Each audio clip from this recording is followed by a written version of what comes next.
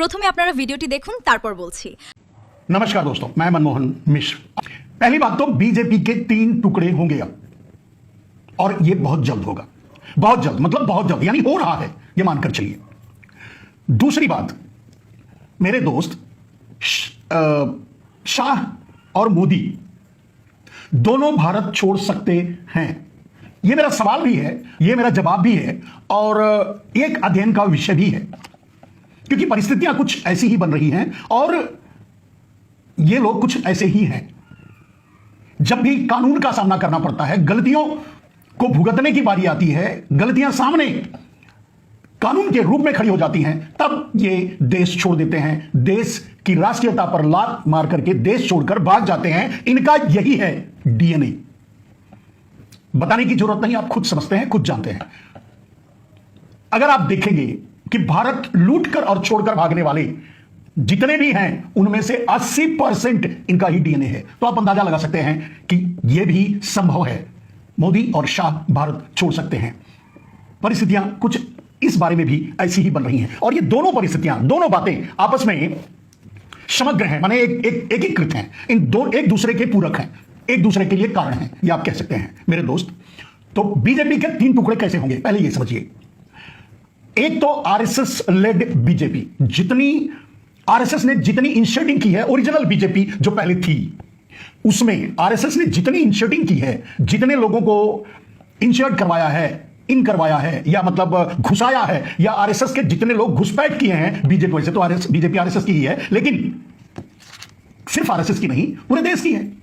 RSS का समर्थन न रखने वाले, आरएसएस को समर्थन न देने वाले, आरएसएस को न मानने वाले भी बीजेपी में है। और बीजेपी शुरू में आरएसएस के चंगुल में नहीं थी, वैसे आरएसएस नहीं बनाया, लेकिन अब ये आप नहीं कह सकते कि बीजेपी के सारे नेता, सारे के सारे कार्यकर्ता सबके सब चड्डी पहनते हैं, सबके सब चड्डी गैंग के से जुड़े हुए हैं, ऐसा नहीं है। इसके कुछ उदाहरण आगे मैं आपको दूंगा। तो बीजेपी के 3 टुकड़े होंगे। एक आरएसएस लेड बीजेपी, आरएसएस के द्वारा जो बीजेपी में लाए गए हैं, वो किसी भी कीमत पे कुछ लोगों को स्वीकार करने के लिए तैयार नहीं है, इसलिए वो अपना अलग गुट चाहते हैं। गुजरात लॉबी गुट बीजेपी, गुजरात लॉबी किसी को भी भाव नहीं देती। आज बीजेपी पर वर्चस्व गुजरात लॉबी का है। आरएसएस लेड बीजेपी भी कसमकस कर रही है, कसमसा रही है, छटपटा रही है, बाहर निकलने की कोशिश कर रही है। लेकिन सबसे बड़ी बात कि बिल्ली के गले में घंटी बांधेगा कौन, इस बात दोनों तीनों बीजेपी में चल रही है। तो यानी अभी तो पावर या ताकत सब कुछ गुजरात लॉबी वाली बीजेपी के पास है, और गुजरात लॉबी वाली बीजेपी देश के साथ बहुत बड़ा धोखा, अन्याय, ठगी सब कुछ किया है। पूरे देश को लूटकर गुजरात ले जाना चाहते हैं ये। इनका बस चले तो जूनागढ़ को ये दिल्ली उठाकर जूनागढ़ ले जाएं, यानी भारत की राजधानी जूनागढ़ बना दें। और आप देख ही रहे हैं कि पूरे देश के संसाधनों को लूट करके एक आदमी में समाहित, एक या दो चार चोरों में समाहित कर दिया गया, गुजरात के 2-4 चोरों में समाहित कर दिया गया, अडानी अंबानी जैसे लोगों में दे दिया गया। इससे भी त्रस्त है ओरिजिनल बीजेपी और आरएसएस लेड बीजेपी। इसलिए मैंने कहा 3 टुकड़ों में बटेगी। तो गुजरात लॉबी अपना वर्चस्व छोड़ने के लिए तैयार नहीं है। इस हद तक कसम आपस में चल रहा है कि शाह और मोदी संसद आने की हिम्मत भी नहीं जुटा पा रहे हैं, कहीं संसद में ही बखेड़ा न खड़ा हो जाए। और मोदी और शाह दोनों ने कुछ ऐसा इन दिनों में घटनाएं घटी है, और कुछ ऐसा उन्होंने किया है जो जंतर मंतर पे किया, जो छात्रों के साथ इतना बड़ा अन्याय किया, आपस में भी कुछ सामंजस्य बन नहीं पा रहा, इसलिए संसद से भागे भागे फिर रहे हैं मोदी और शाह दोनों। लेकिन अपना वर्चस्व खोना नहीं चाहते। आरएसएस लेड बीजेपी चाहती है कि कंट्रोल उनके हाथ में हो, लेकिन ओरिजिनल बीजेपी चाहती है, जो बीजेपी के पूरे देश के कार्यकर्ता हैं, पूरे देश के नेता हैं, पूरे देश के लोग हैं, वो चाहते हैं कि बीजेपी योगी लेड बीजेपी बने, योगी को लीडरशिप दी जाए। और इसी लड़ाई के चलते शाह और मोदी संसद से भाग रहे हैं, देश से भाग रहे हैं, देश के कामों और समस्याओं से भाग रहे हैं। आपने देखा मेरे दोस्त, यहां तक कि आसाम में बाढ़ ने कहर ढाया हुआ है, ना मोदी ना शाह किसी ने अपना चेहरा दिखाने नहीं गए। जंतर मंतर पे इतना बड़ा आंदोलन हुआ, मन की बात तो इंस्टाग्राम पे नरेंद्र मोदी ने की, लेकिन सीधे सामना नहीं कर पाए, बच्चों को न्याय नहीं दे पाए। एक उनकी मांग थी धर्मेंद्र प्रधान के इस्तीफे की, किसी तरह वो कर दिए, बाकी सब मन की बात में झूठ से काम चलाने की कोशिश किए। तो जब असम के इस आपदा की परिस्थिति में अगर उनका ढाढ़स नहीं बंधा पा रहे हैं, उनकी मदद नहीं कर पा रहे हैं, वहां जा नहीं रहे हैं, वहां उनको देखने की कोशिश नहीं कर रहे हैं, तो आप अंदाजा लगा सकते हैं कि किस पसो पेश में है गुजरात लॉबी। और गुजरात लॉबी का मतलब मोदी और अमित शाह, बस। बाकी तो इनके चेले चपाटे हैं, इनके नीचे रहने वाले लोग, जो और दूसरे प्रदेशों से भी इनकी चमचागिरी से जो मिल जाता है अपनी झोली भर लेते हैं, ऐसे लोग। अब प्रश्न यह है कि बीजेपी योगी के हाथ में जाएगी, बीजेपी गुजरात लॉबी पूरा अपना वर्चस्व और बढ़ा लेगा और सबको किनारे कर देगा, या बीजेपी आरएसएस लॉबी के हाथ में जाएगी। यहां दो बातें स्पष्ट हैं। ये बात जो राजनीति को अंदर से जानते हैं और कम से कम बीजेपी के अंदर तक रहे हैं और जानते हैं, मेरे जैसे लोग, उन्हें पता है कि ना तो आरएसएस और ना ही मोदी और शाह योगी को मुख्यमंत्री बनाना चाहते थे, पहली बार भी दूसरी बार भी नहीं बनाना चाहते थे, दोनों ही विरोध कर रहे थे। योगी अपने दम पर मुख्यमंत्री बने और बने हुए हैं। अगर इनको अवसर मिल जाए तो उन्हें उठाकर जब चाहे, मतलब जैसे अवसर मिले उठा के फेंक दें, लेकिन वो कर नहीं पा रहे हैं और कर नहीं पाएंगे।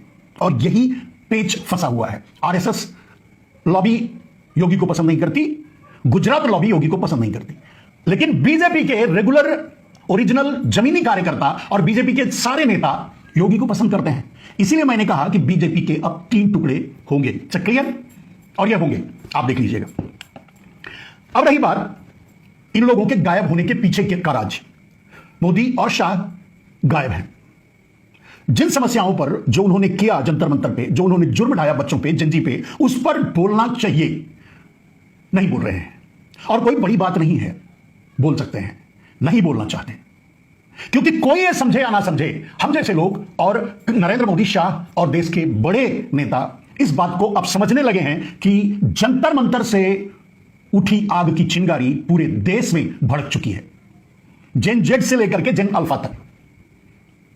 और अब यह कभी शांत नहीं होगा जब तक समूल बीजेपी का सफाया नहीं हो जाएगा, क्योंकि बीजेपी रास्ता बदल नहीं सकती। जो उन्होंने शिक्षा के साथ किया, जो उन्होंने व्यवस्था के साथ किया, जिस तरह से उन्होंने देश को खरीदकर अडानी को दिया, जिस तरह से उन्होंने नौकरी के मामले में, जॉब के मामले में, शिक्षा के मामले में, स्वास्थ्य के मामले में, गरीबी रेखा के मामले में, महंगाई के मामले में, किसानों की समस्याओं के मामले में किसी भी समस्या का समाधान नहीं दिया, जो झूठे वादे करके आए थे उसमें से एक भी पूरा नहीं किया, तो अब जाने के अलावा कोई रास्ता बचा नहीं है। और यह गुजरात लॉबी अच्छी तरह जानती है कि उन्होंने जितना बड़े बड़े कांड कर चुकी है, उस कांड का अंतिम सिरा तिहाड़ जेल में ही खुलता है। तो फिर कहने की बात नहीं है कि इनका डीएनए यही कहता है कि जब तक भोग सको भोग लो, नहीं तो भाग लो। अभी भोग रहे हैं, और जैसे ही लगेगा कि अब भोग नहीं पाएंगे, विलासिता खत्म, तो भाग लेंगे। तो भागने का भी वक्त आ रहा है। संसद से गायब हैं, राज्यसभा से गायब हैं। मेरे दोस्त, देखना, देश को यह देखना होगा कि अब योगी लेड बीजेपी देश में बचेगी, जो असली बीजेपी है।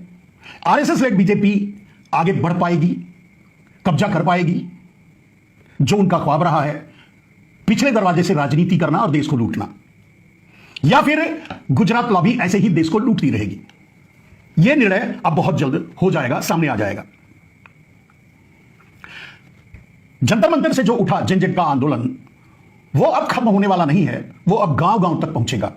शिक्षा में आमूल चूल परिवर्तन होने तक ये जारी रहेगा, और वो इनके बस का नहीं, ये नहीं कर पाएंगे। शिक्षा में बदलाव या शिक्षा को सार्वजनिक पर करना, ये इनके बस का नहीं है, ये जानते भी नहीं, इन्हें पता भी नहीं है। तो ये काम नहीं कर पाएंगे, तो भागने के अलावा रास्ता बचा क्या है? आप देख रहे हैं कि राहुल शायद कुछ दिनों में, 1-2 दिन में प्रोग्राम करने वाले थे, छात्रों की गूंज, जो शायद कोटा और देहरादून के बाद अब प्रयाग में करने वाले थे, उसका जो परमिशन था वो कैंसिल कर दिया गया। उसको रोकने की कोशिश की जा रही है, लेकिन वो रुके ना रुके, छात्रों को ये पीटें, भगाएं, गोली चलवाएं, AK-47 चलवाएं, पैलेट गन चलवाएं, कील ठुकी लाशियां चलवाएं, अपने आरएसएस के गुंडों से कुछ भी कर लें, अब वक्त आ गया है इनके राजनैतिक अंत का। राजनीति में अब इनके लिए कोई जगह नहीं बची है। इनको तय करना है कि भारत की कानून व्यवस्था का सामना करते हुए, भारत में कानून का सामना करते हुए अपने कर्मों को अच्छा या बुरा भोगेंगे या भागेंगे। दो ही रास्ते हैं और आप जानते हैं इनका डीएनए भी यही कहता है कि भागेंगे, मैं जैसा समझता हूं। और इतिहास को भी देखोगे तो आपको यही मिलेगा। मेरे दोस्त, अभी रांची में आंदोलन चल रहा है जिंजी का। गोदी मीडिया, सुपारी मीडिया, डाबर मीडिया जैसी भी मीडिया है जो करती है वो अपना काम अच्छे तरीके से कर रही है। सवाल उनसे पूछ रही है जो खुद सवाल बन करके सरकार के सामने खड़े हैं। यानी गोदी मीडिया यह कहना चाहती है कि कॉकरोच अब झारखंड क्यों नहीं जाते, या ऐसे पत्रकार जो राष्ट्रवादी अपने आप को बताते हैं और आंदोलन में डटे हुए थे वो झारखंड क्यों नहीं जाते। तो गोदी मीडिया के जवाब में झारखंड, मेरे ख्याल से ज्यादातर पत्रकार जो राष्ट्रवादी हैं, जिन पर भरोसा किया जा सकता है, जिन पर इस देश के सूचना तंत्र की जिम्मेदारी है, जो लोकतंत्र का खंभा बने हुए हैं, टूटे। एक तो खंभा, जो असली लोकतंत्र का खंभा जो था मीडिया, वो तो खत्म हो गया, लेकिन लोकतंत्र को संभालने के लिए जो खंभे की तरह खड़े हैं वो झारखंड पहुंच चुके हैं। इसलिए हम जैसे लोगों को वहां से भी सूचनाएं मिल रही हैं। नरेंद्र मोदी और अमित शाह दोनों गायब हैं। नरेंद्र मोदी और अमित शाह दोनों संसद नहीं आ रहे हैं, जवाब नहीं दे रहे हैं, क्योंकि उनके पास जवाब नहीं है। क्योंकि वो सिर्फ ये नहीं कि जो हुआ, जो जंतर मंतर पे हुआ, उसकी जवाबदेही करने तक बात नहीं है। आगे ऐसा कुछ ना हो या शिक्षा व्यवस्था सुधरे, इस तरह का कोई प्लान गुजरात लॉबी के दिमाग में, मन में नहीं है और वो कर भी नहीं सकते। वो तो देश को अनपढ़ गंवारों, मजदूरों की फैक्ट्री बनाना चाहते थे। गुजरात को इंडस्ट्रियल हब, सारे देश का इंफ्रास्ट्रक्चर लूट करके गुजरात देना चाहते थे। ब्लैक मनी सारा का सारा गुजरात धकेल चुके हैं, अडानी अंबानी को पाट चुके हैं।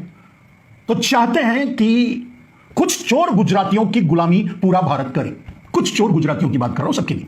तो कुछ चोर गुजरातियों की गुलामी पूरा भारत करे और इनकी कुर्सी सुरक्षित रहे उसके बल पे, जो कि नहीं होने वाला है, जिसके अंत की शुरुआत हो चुकी है। मेरे दोस्त, आज दो बातें तय हो चुकी हैं और क्लियर है। एक, बीजेपी को अब टुकड़े टुकड़े होने से कोई नहीं बचा सकता और मोदी और शाह की राजनीति अब इस देश में नहीं चलेगी। उनके पांव उखड़ चुके हैं। कब और कैसे और कहां भागते हैं ये वो खुद तय करेंगे। हम दुनिया के सबसे बड़े लोकतंत्र में हैं और यहाँ कौन बेईमान है, कौन ईमानदार है, ये भाजपा डिसाइड करती है। The time has come to awaken and understand. If not for yourself, at least wake up for the sake of the country. अभी बात आई समझ में? अगर अभी भी नहीं समझे तो ये गोमूत्र और गोबर की असर है। अरे भाई, थोड़ा सा सोचिए, दिमाग किस लिए है? This country belongs to us, not to those who thrive on empty promises. How long will we let people be fooled? এরকম নানান ধরনের এবং নানান বিষয়ের নতুন নতুন ভিডিও দেখার জন্য আমাদের চ্যানেলটি সাবস্ক্রাইব করুন আর বেল আইকনটি প্রেস করুন, তাহলেই নোটিফিকেশন পেয়ে যাবেন। সবাই ভালো থাকবেন, ধন্যবাদ।